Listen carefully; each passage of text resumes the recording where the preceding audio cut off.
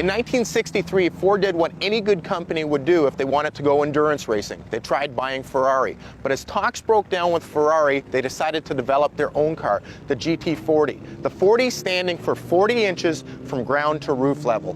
Probably one of the most beautiful, sleekest endurance cars ever built. This car here, the Mark II, the 427 car, helped them win Le Mans. Not only win Le Mans 1 year, but 4 years in a row. 66, 67, 68, and 69. Part of the total performance package that Ford was developing. The ultimate in GT endurance racing cars. These cars came with a monocoque chassis, 427 cubic inches, almost 500 horsepower. They had a Carcraft gearbox, 4-speed, which made them very reliable and were capable of over 200 miles an hour at Le Mans. The ultimate in the 60s endurance racer. Now I'm lucky enough to take this for a drive around Legendary track at Watkins Glen. Nothing sounds as sweet as a 427 Ford at 7,000 RPM. Car is almost violent, pulls you forward under braking, throws you back into seat under acceleration. Cornering, incredible. Keep in mind this car pulls well over a G on a set of bias ply tires. Straight line performance or top speed, unbelievable.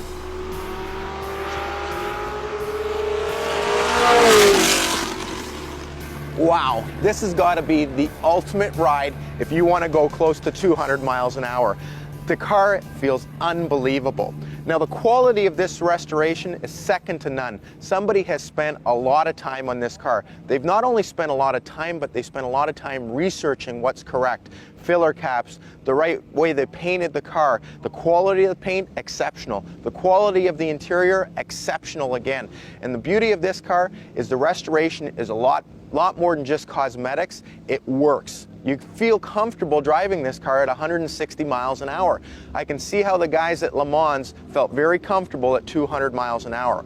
Now, what makes this car so valuable is not the quality of the restoration, it makes it what it is in the history. The history of this car is impeccable. In February of 1966, Ken Miles and Lloyd Ruby won the 24 Hours of Daytona. Later that year, they went to Le Mans.